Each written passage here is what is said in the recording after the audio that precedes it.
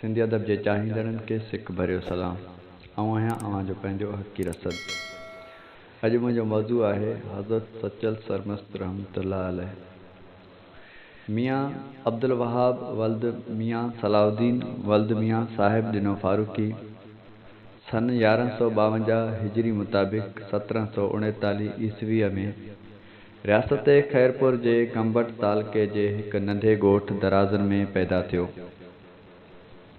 वालदीन ऐं संदसि ॿिया बुज़ुर्ग खेसि प्यार मां सचे ॾिनो सॾींदा हुआ, जंहिंजो मुख़फ़फ़ सचू पंहिंजे सिंधी शहर में तख़लुस क़बूल कयईं।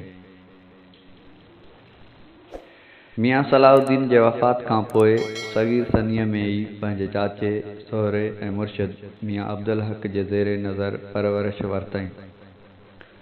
14 सालनि जे उमिरि में फारिगल तहसील थियो। निहायत दर्जे ज़हीन ऐं क़बूल सूरत हो। शुरूआत ज़िंदगीअ में रोज़े निमाज़ ऐं शरीयत जे मिड़नी अहकामनि जो निहायत पाबंद हो। तन आरामीअ जो ख़्याल बि दिलि में कीन ईंदो हुअसि। एतिरे क़दर जो हयातीअ में कॾहिं खट ते न सुम्हियो। राग ऐं समाज जो शौक़ु हूंदो हुअसि, जो शौक़ु अॻिते हली संदसि मस्तीअ जो पेशखेमो साबित थियो ऐं नंढपिण जो सचे ॾिनो सिंधी दुनिया में सरमस्त थी निर्वार थियो। सचल सरमस्त जे अक़ीदनि लाइ जेकॾहिं असीं को बि क़तई फ़ैसिलो ॾींदासीं त नंढो मुंहुं वॾी ॻाल्हि थी पवंदी। पाण फरमाइनि था त को मूमिन चवे, को काफ़िर चवे, को जाहिल नालो ज़ाहिर चवे, को शाइर चवे, को साहिर चवे, ऐं जो ई आहियां सो ई आहियां। को मुल्ला चवे, को काज़ी चवे, को मुफ्ती चवे, को गाज़ी चवे, को रोज़ेदार निमाज़ी चवे, ऐं जो ई आहियां सो ई आहियां। को रद चवे, को बद चवे, को बेदीनी बेहद चवे, को मुशरक बि मुलहद चवे, ऐं जो ई आहियां सो ई आहियां।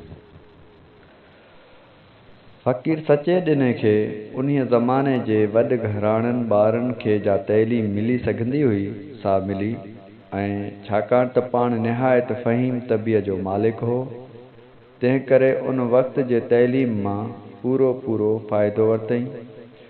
पाण क़ुरान शरीफ़ जो हाफ़िज़ बि हो। फ़ारसीअ जो एतिरो इल्मु हुअसि जो संदसि फ़ारसी कलाम जो पूरो दीवान हिज़ हाइंस मीर अली मुराद ख़ान छपराए पधिरो कयो, जो दीवाने आशकारा जे नाले सां मशहूरु आहे। सचल सरमस्त खे हफ़्त ज़बान शाइर सॾियो वेंदो आहे। सिंध जे हिन दलेर सूफ़ी बुज़ुर्ग 14 रमज़ान शरीफ़ 1242 हिजरी मुताबिक़ साल 1826 ईस्वीअ जे हिन दुनिया खां मोकिलायो। संदसि आख़िरी आरामगाह दराज़न में आहे, जिते हर साल 14 रमज़ान शरीफ़ में मेलो लॻंदो आहे।